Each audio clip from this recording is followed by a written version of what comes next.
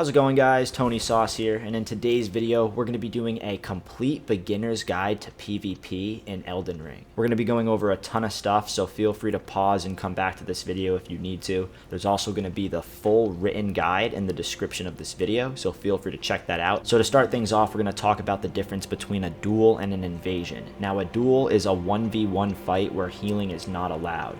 You can initiate these duels at the Round Table Hold or one of the Colosseums, and there's actually a bunch of different parameters you can set. Like, you can actually set it so that healing's allowed, but most people do it so that healing is not allowed. And the other type of PvP in Elden Ring are the invasions. Now, this is what I like. This is what I think is really fun. So invasions are when you basically invade somebody's world. So like just some random person going through the game, like, oh, I love Elden Ring, and then bam, all of a sudden it says Tony Sauce has invaded your world, and they're like, what the hell? It's literally like joining a random person's world and killing them. It's very interesting. It's very fun. I remember the first time I was ever invaded when I started playing the Souls games. I was like, what the hell? Cheat Clapper XXX 9000 just invaded my world. Like, what is going on? I had no idea. And then I looked it up and I was like, wow, this is like one of the coolest things in all of gaming. In the other Souls games, you can invade pretty much anybody that's playing online, but in Elden Ring, there's a specific parameter where you only can invade somebody if they're doing co-op.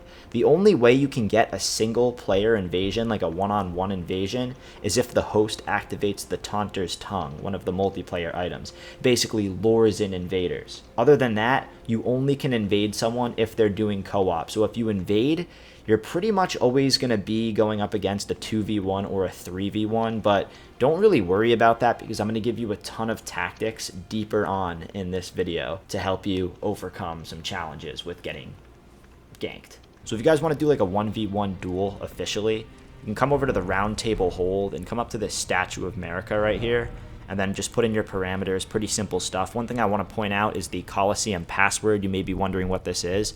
This is a way for you and your friend to go up against each other. Now, if you and your friend type in the same password, like Cheat Clappers or something like that, you guys will go up against each other. So that's what that's for. Other than that, it's pretty simple. You know, if you want to get them right off the bat, just do any location. I've been getting duels left and right, bro, like 5-second matchmaking. It's actually pretty clutch. There's some other Colosseums as well, such as the Limgrave Colosseum. There's also the Caelid Colosseum. You can do duels here and use Spirit Ashes. Now, this is what I would say is the quickest way just to get like a 1v1 duel against somebody. Just come over here, the Round Table Hold, and use this statue. Now, the other form of PvP, which is the one that I love, the one I primarily participate in, is invasions. Now, to initiate an... Ow, I just slammed my finger. To initiate an invasion, you have to have a certain item. It's the Bloody Finger or the Recusant Finger. There's also another invasion item called the Festering Finger, but those are consumable items. It's a one-time use. These right here, on the other hand, the Bloody Finger and the Recusant Finger, these are unlimited uses. So all you got to do to initiate an invasion is just click on this, and then you can invade nearby only or both near and far, meaning like you can invade pretty much anywhere in the world if you select this option, or if you want to initiate an invasion in a specific spot, you can do nearby only.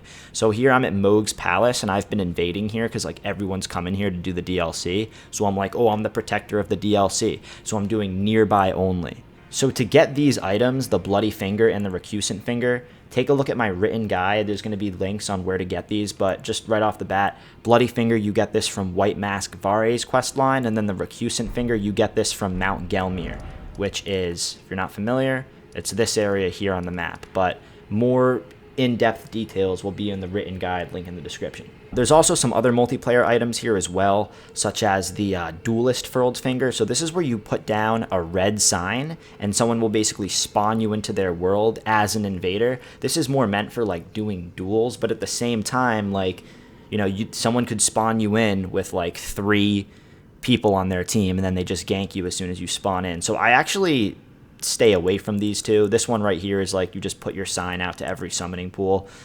I don't really see the purpose in doing these.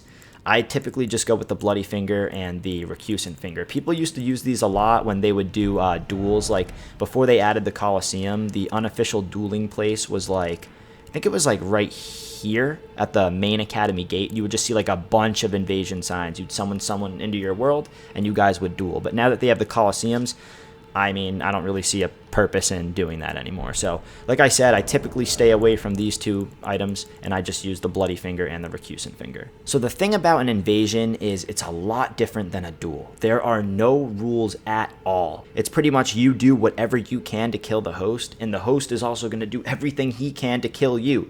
So if you go up against like a 3v1, and they gank you, they all just like attack you at the same time, you can't really be mad about it because you got to think of it from the host's perspective. Like him and his friends are just trying to complete this level that's already very hard. Like the Souls games are already brutal. And then all of a sudden some sweat lord comes in and tries killing them. It's like, dude, don't get pissed if they just gank you. You know, it happens, but you gotta understand where they're coming from. Now, another thing I want to talk about is when you're invading, you only get half your flasks. So right here, you can see that I have 10 heals and 4 mana heals. When I invade, that's gonna get cut down to 5 heals and 2 mana heals.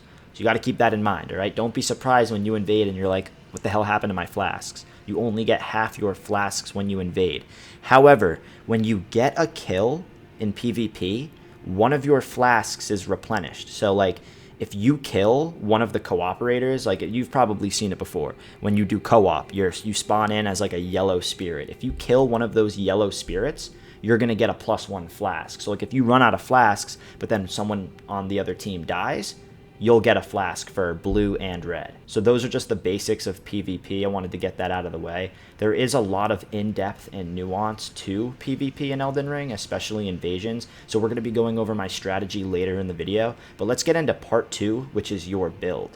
So for this section, we're going to be talking about your build. Now, I like to think of it in different like level ranges. So there's low-level PvP, which I would say is in between like level 10 and level 40, mid-level PvP, which is in between level 50 and level 80, high-level PvP, which is in between level 80 and level 120, and then endgame PvP, which is in between 120 and 150. Now, based on what level you are, it's going to be easier to invade at different areas. So like if you go to the very beginning of the game in Limgrave and you're level 150, it may be harder to get invasions because this area is going to be filled primarily with new players, and you won't be able to invade these very low levels if you're like level 150. You know, you might get some players around your level that are doing New Game Plus, but if you're level 150, you might want to invade somewhere more end game, like the snowfields or the Halig tree. You know what I'm saying? People used to say like the best invasion range was between level 80 and level 120, but with the DLC out, it's so easy to get invasions, especially in the DLC when you're a higher level. Like there are a ton of people going into this DLC that are at level 150, level 120.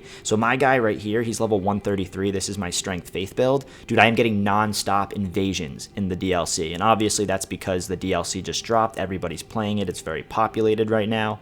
But like it used to be much harder to get invasions at level 120 as opposed to my Dex build that was at level 80. Like I was getting invasions non-stop at level 80. So definitely a W that the DLC came out and we're getting a ton of invasions, but that's kind of like how I like to think of PvP, you know, like you can make like a low level Faith build that's level 40 and you do like these low level invasions in Stormvale Castle. Like I like to have different builds at different levels so that I can get a different experience, you know, like because at level 150 people are just so OP doing so much damage. And, you know, it kind of limits the spots that you can invade. Sometimes it is fun, like, crafting a really good level 40 build and doing some low-level PvP at Stormvale Castle. So just keep that in mind. Now, when it comes to making a build, you want to make a specific build so that you're optimized and doing good damage based on the stats that you're scaling with. Like, if you have a level 100 build, but your stats are all over the place, like, all of your stats are even, like, you know, you have 20 dex, 20... faith, 20 intelligence, 20 strength, like all of your combat stats are 20, you're going to be a high level because all of your stats are like decent, but you're not going to be doing a lot of damage. Now compare that to someone that's level 100, that's a pure strength build. It's like a level 100, but they have 60 strength. That build is going to do a ton of damage. They're sticking to their niche. So if you're making a PvP build, I would say try to go with some sort of pure build, like a pure faith build, a pure intelligence build, pure dex, pure strength. But there's also very good hybrid builds, like a strength faith build where, you know, like my build, he has level 45 strength and then like level 45 faith and then level 35 dex. Idiot! I'm going to be making a bunch of written guides and build videos, so stay tuned for that, but I think you get my point. Also, when you're crafting your build, you want to make sure that you have really high health, okay?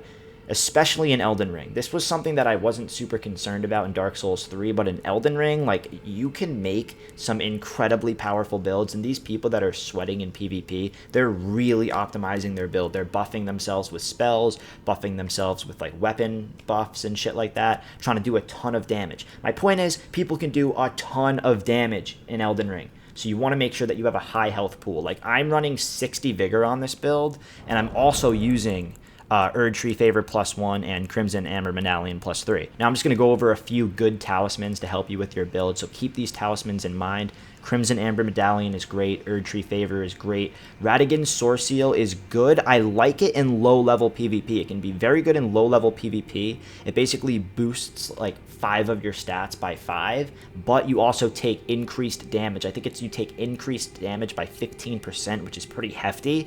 So I prefer using that in low-level PvP. Once you're like a super high level, you don't really need those boosts in stats, but when you're a low level, those boosts in stats make a huge difference. Plus, you're going to be taking increased damage, but it's not like these guys are like overpowered builds at these low levels, you know? If you're taking increased damage when you're level 150 and people are using overpowered builds, you could get one shot. The heirloom talismans are great if you need to increase a specific stat, especially if there's like a stat requirement for a certain weapon you want to use and you don't have that. You can toss on one of the heirloom talismans, or, you know, if you're like a pure faith build, you can toss on the faith heirloom talisman just to get some extra damage. So those ones aren't bad. I also like the claw talisman, which increases your jump attacks. This is clutch because jump attacks are so good in PvP combat. They can't be parried. Another great talisman is the Shard of Alexander. Although it's pretty hard to get, it boosts your Ash of War significantly. Very, very good in PvP.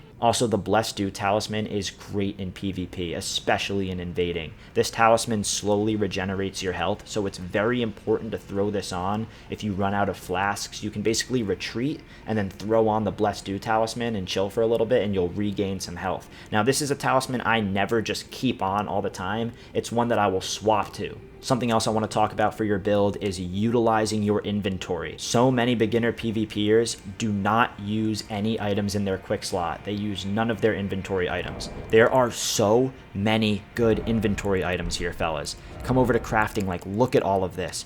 Fire pots are great. Lightning pots are very good. Poison throwing knives are great. This right here, the Exalted Flesh, it'll temporarily boost your physical attack. There's also an item called the Boiled Prawn that you get from that guy Bogart's questline. It'll be in my written guide. That is extremely good for PvP. It increases your damage negation.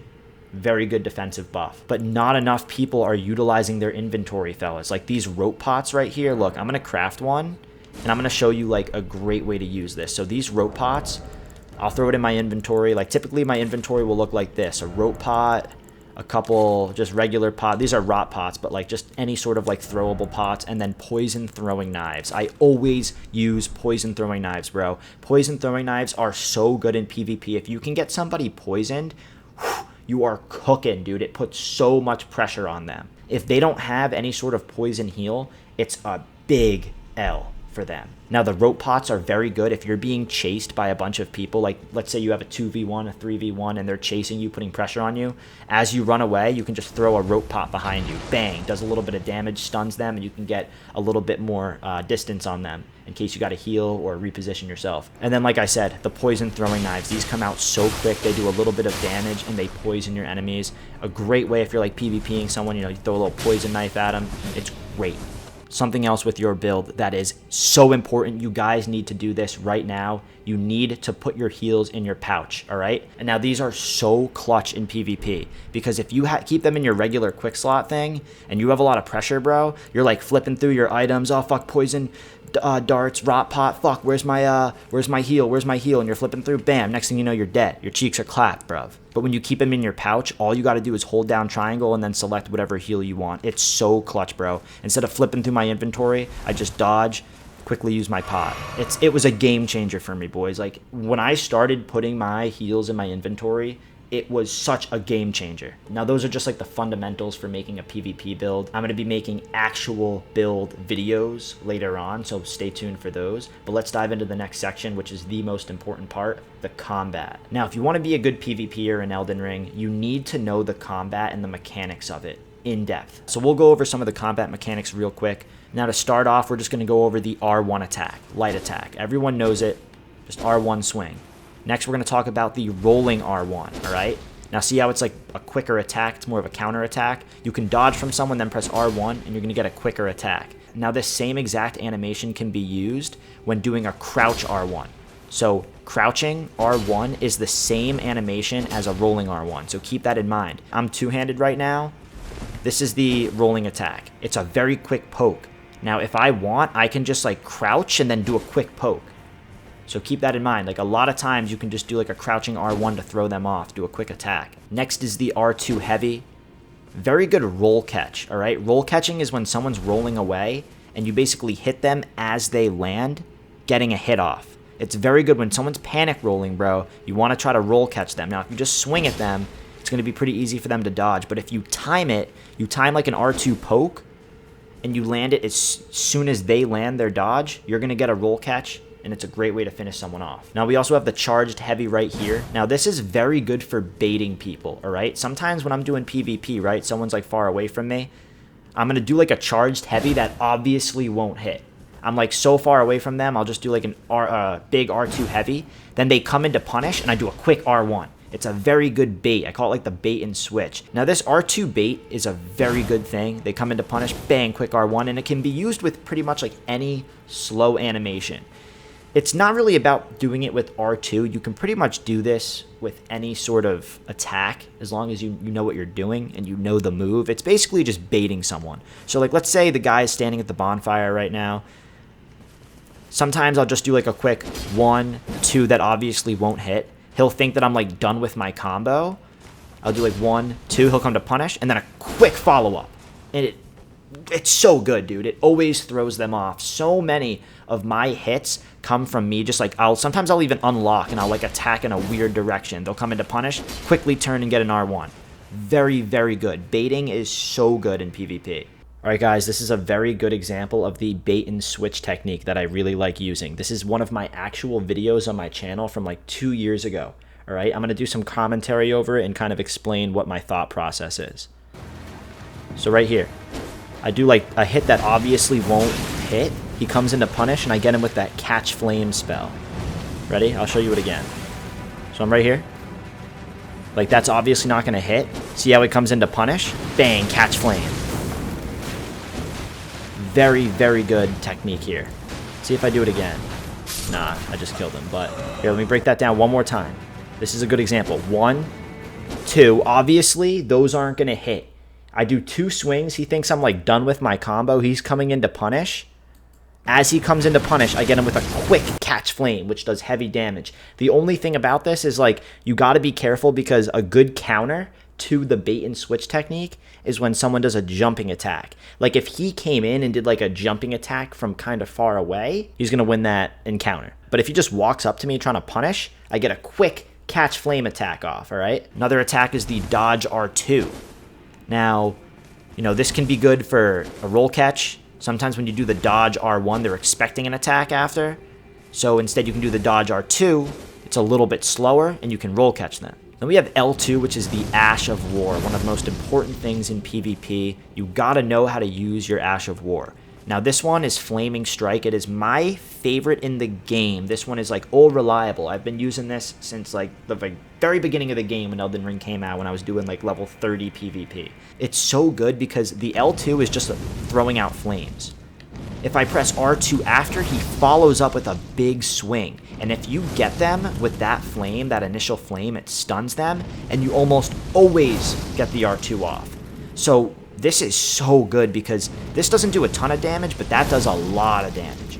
And it's great. Like someone's chasing me, I do a quick L2. It comes out so quick. It always catches people off guard, bro. I'll show you some clips. But yeah, like you gotta know how to use your Ash of War. You know, if you're just like spamming your Ash of War, I mean, like you can do that. Like if you want to be a Rivers of Menstruation guy and just spam Rivers of Blood the whole time, like go ahead, you're probably going to get parried by a good player. But like if you know your Ash of War, you know the intricate mechanics of your Ash of War, you will perform so well. Another really important combat move is the sprinting R1 and the sprinting R2. Now, one of my favorite things to do in a duel is running around and then coming right at them and getting a sprint attack.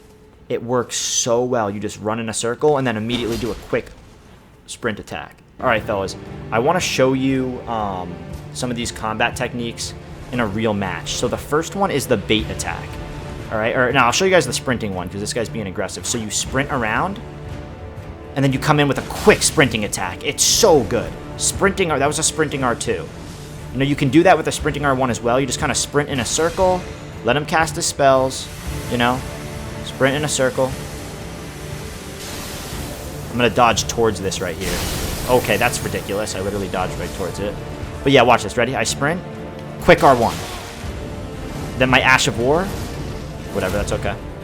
But that sprinting attack, bro, it really throws people off. It comes out a lot quicker than you expect. See how he's chasing me being really aggressive? R2. Got him. The sprinting R2 is one of the best combat techniques in PvP. You can also do a sprinting jump attack, but just sprinting in a circle or like sprinting away from them and then coming back real quick with an R2, very, very good. When someone's really aggressive, just sprint away, and then quick R2. So good, man. Probably the best attack. The bait attack's not going to be good against this guy because he's so aggressive. So the best thing to do when this guy's aggressive is just kind of run away. Ooh, look at this. Ash of War. You're dead. The next combat technique I want to talk about is spacing. Now, spacing may be one of the most important combat techniques that we go over. So spacing is the technique of knowing the space between you and your opponent, as well as the range of their weapon. You basically want to space yourself perfectly so that you're just outside of your opponent's range when they attack, but you're still close enough to punish them. I'm going to show you some clips, but if you can become a master of spacing in PvP, you're going to be a menace out there. All right, guys, this is a very good example of spacing from one of my videos from like 2 years ago. Let's take a look here. Let's see, I'll point it out. Just wait. So, right here, he goes for a swing, and I know that I'm like just outside of that range where it's going to hit me. So I immediately go in for a punish before he can roll away. Because a lot of times, like it's a split second in this game, bro. You come in to punish, and they roll away, and you're like, damn, I thought I was quick, but no. So this is perfect, bro. Look at that slash of his blade. I'm right outside of the range, and I punish him. Let's take another look. I like know that I'm just outside of that range, so I go in for the punish. All right, so this is a very good example of why running is very important in PvP. Watch this. I started running before he even attacked. I just keep myself moving. Because when you start running, when you like initiate a sprint in Elden Ring, it kind of takes like a half second. But if you're already running, you can get to them so much quicker and get a good punish. And I started running in before, like as soon as he attacked. This is like good spacing right here. I knew that that attack wasn't going to hit. So as soon as he starts swinging, I run in. And I'm like, I know that I'm going to be able to get to him and punish him, but he still won't be able to hit me. So the next thing I want to talk about is invasion combat techniques. Now, this is very specific to invading, not really to duels. So with invading, you can't really just run up to the host and his friends and try to kill them. You're going to get ganked. You're going to get 3v1. You're going to get your cheeks clapped. Invading is more about making yourself a part of the level, and you have to be smart and tactical with it. You're almost always going to go up against a 2v1 or even a 3v1, so they can easily just gank you. You need to use the NPC enemies in the level to your advantage. That might mean retreating and repositioning yourself behind some NPCs so you can plan your next attack, or stalking the host from a rooftop, waiting for the best time to attack. It's completely different than a duel in the Coliseum, and you have to play it smart. Some people might be like, oh bro, that's cheesy, like assassinating him from a roof. Like, no bro, it's a 3v1. It's 3 real people versus 1 invader, and you have half your flasks compared to the host.